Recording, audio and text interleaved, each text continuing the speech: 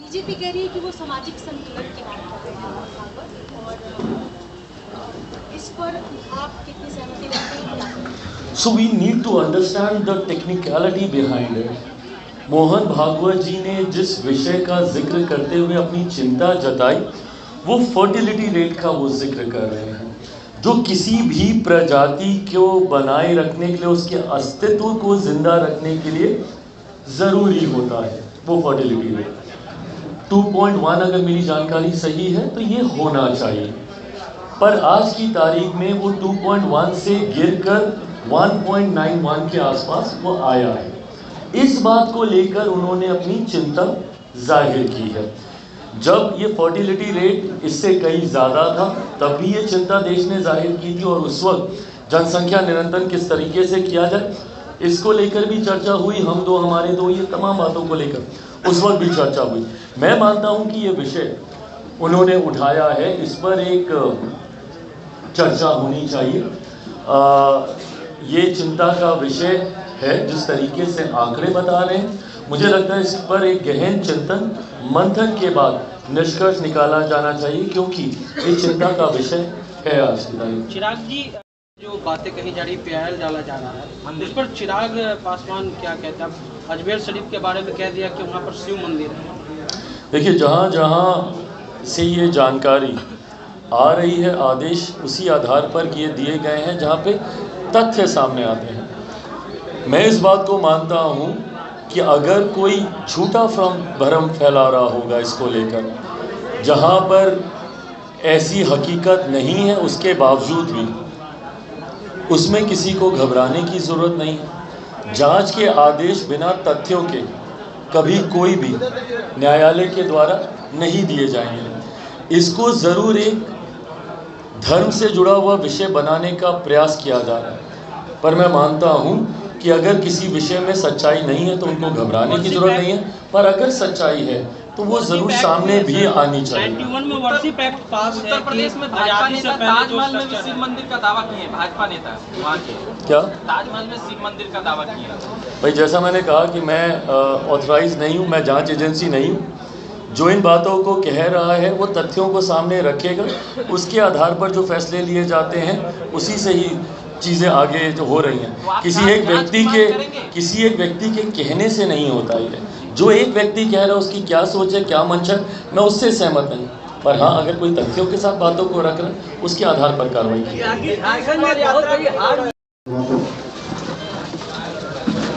Party की ओर से हम स्वागत करते हैं। हमारे बीच पार्टी के राष्ट्रीय अध्यक्ष सह केंद्रीय मंत्री माननीय चिराग पासवान जी उपस्थित हैं।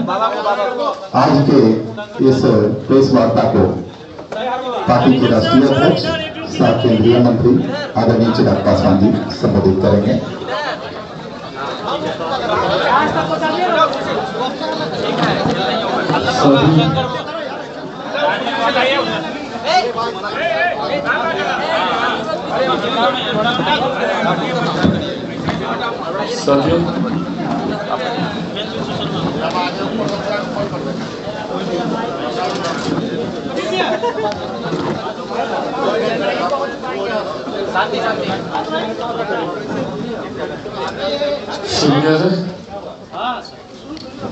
साथियों, आज की ये प्रेस वार्ता मुख्यतः सिर्फ एक विषय को लेकर रखी गई है, और वो विषय आप सब जानते हैं। जिस तरीके से विधान परिषद तिरहुत को लेकर चुनाव प्रचार चल रहा है, और उसमें एनडीए के हमारे प्रत्याशी, और मुझे खुशी है इस बात की कि एनडीए ने जनता दल यूनाइटेड, भारतीय जनता पार्टी, लोक जनशक्ति पार्टी, हिंदुस्तानी अवाम मोर्चा, राष्ट्रीय लोक मोर्चा, पांचों दल ने मिलकर एक ऐसे प्रत्याशी को चुना है जो न सिर्फ हमारे छोटे भाई हैं, बल्कि पूरी तत्परता से, पूरी ईमानदारी और पूरी लगन, पूरी मेहनत के साथ प्रदेश के विकास की सोच रखते हैं।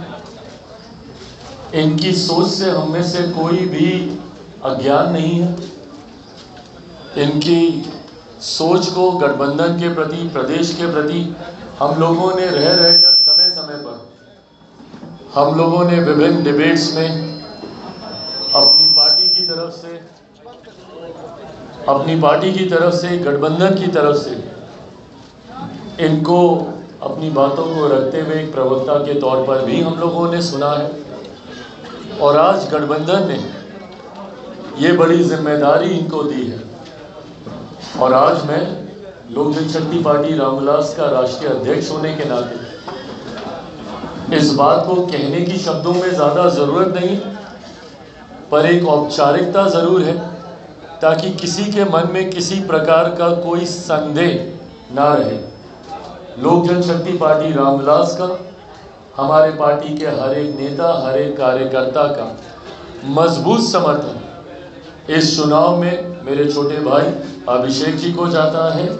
इनके लिए हमारी पार्टी का हर एक नेता, हर एक कार्यकर्ता न सिर्फ प्रचार प्रसार बल्कि इनकी जीत को सुनिश्चित करने के लिए पूरी लगन, पूरी मेहनत के साथ पूरी पार्टी इसमें पहले से ही लगी हुई है।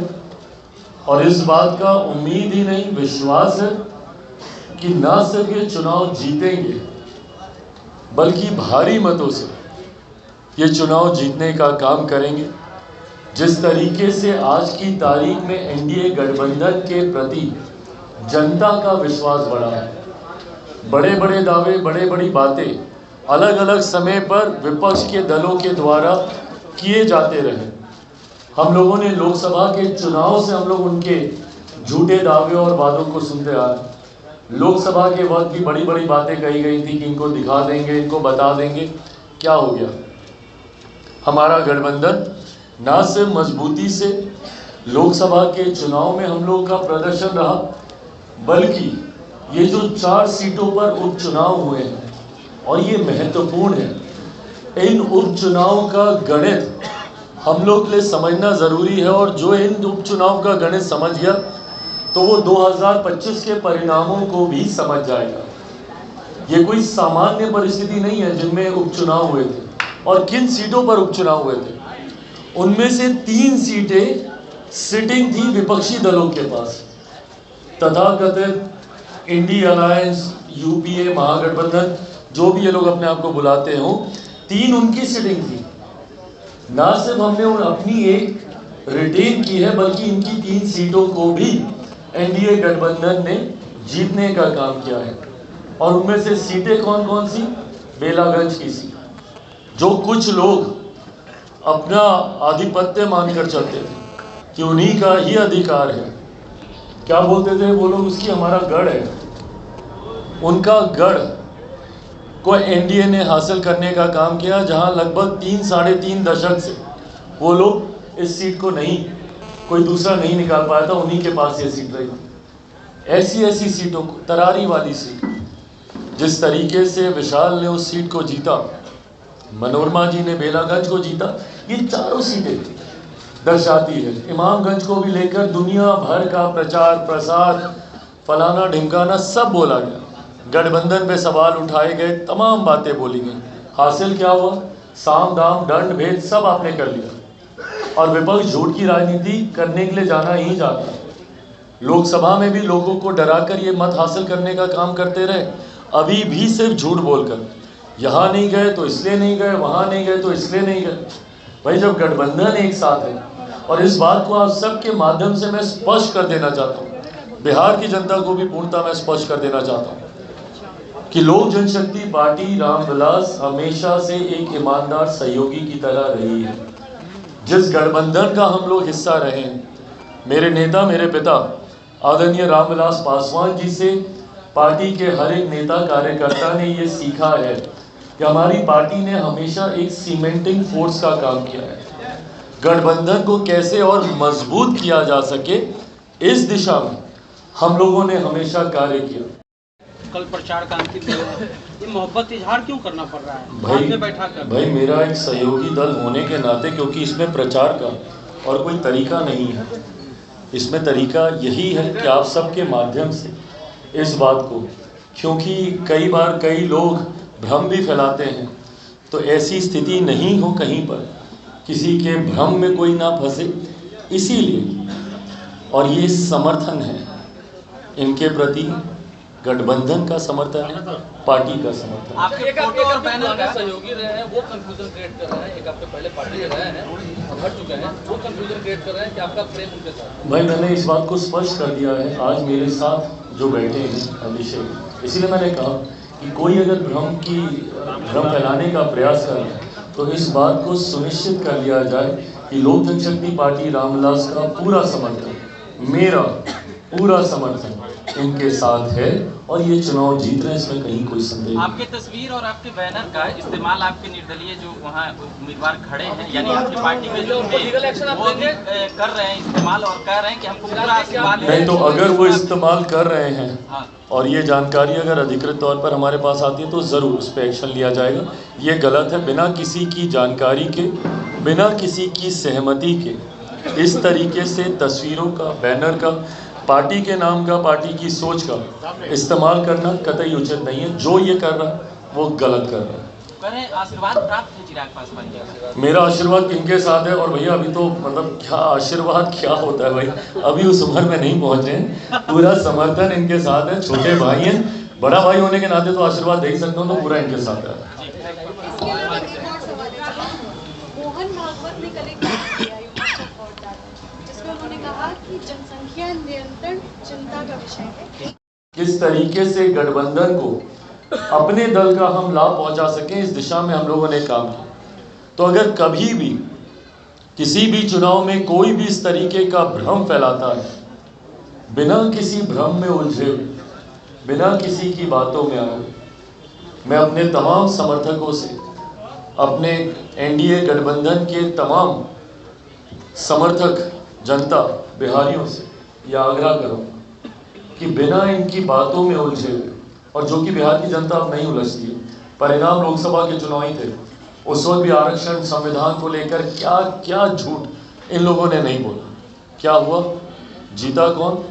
एनडीए गठबंधन। इस वक्त भी चुनाव परिणाम से एक दिन पहले तक क्या क्या बातें ये लोग कर रहे थे कि चारों की चारों सीट एक तरफा रहेगा, एक सीट ये लोग नहीं जीत पाए।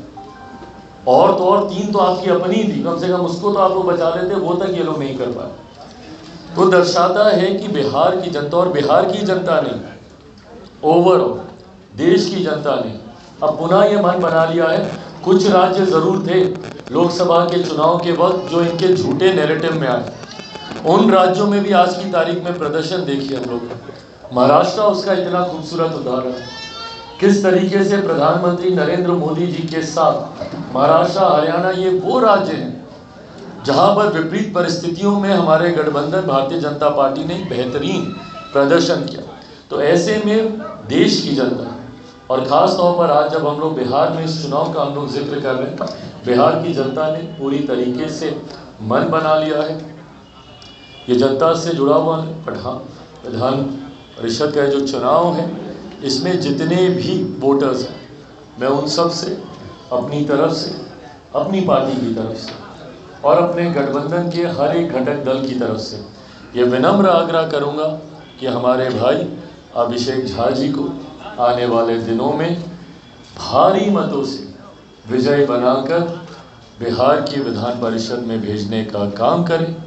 उम्मीद ही नहीं, विश्वास दिलाता हूं, क्योंकि इनको मैं व्यक्तिगत तौर पर भी अच्छे से जानता हूं कि आने वाले दिनों में ये विधान परिषद सदस्य बनकर आपसे जुड़े हुए मुद्दों को, आपसे जुड़े हुए विषयों को मजबूती से उठाकर आपकी हर संभव मदद करने का ये काम करेंगे।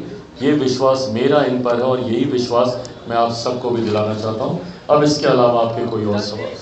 झारखंड की जीत पे आप लोग बात करते हैं, क्या कारण है कि झारखंड में आप लोग हार गए? क्या वो आदिवासी? देखिए, ये भी हमारे गठबंधन के मंथन का विषय है, और जिस पर तमाम घटक दल बैठकर, जिसमें सुदेश महतो जी की पार्टी भी है, अजसू भी है, भारतीय जनता पार्टी भी है, हम लोगों ने भी एक ही सीट पर एक लंबे समय के बाद झारखंड में गठबंधन के तहत हम लोगों ने चुनाव लड़ा। 2014 में भी हम लोगों ने चुनाव लड़ा था, शिकारीपारा की एक सीट उस वक्त भी गठबंधन के तहत हम लोगों ने लड़ी थी, पर उस वक्त हम लोग को सफलता नहीं मिली थी। पर आज हम लोग को सफलता मिली है, चतरा की एक सीट हम लोग जीते हैं। पर हाँ, बाकी जगह पे प्रदर्शन उस आधार पर नहीं रहा जो अपेक्षित था। इस पे तमाम प्रभारियों के साथ, जिसमें आदरणीय शिवराज सिंह चौहान जी भी हैं, जिसमें हेमंता विश्व शर्मा जी भी हैं, भारतीय जनता पार्टी है, हम लोग की पार्टी है, आजसू है जो कि एक प्रमुख गठबंधन दल है झारखंड में, जनता दल यूनाइटेड है। सब लोग बैठकर इसके ऊपर ज़रूर मंथन करेंगे। मंथन चल भी रहा है, कुछ विषय हैं जो सामने आए हैं जिसकी वजह से संभवतः ये परिणाम हम लोग को देखने को मिले, पर मैं मानता हूं कि आने वाले दिनों में पुनः इन 5 सालों का उपयोग कर पुनः झारखंड में हम लोग एनडीए की सरकार बनाने में सफल रहेंगे। बहुत बहुत धन्यवाद।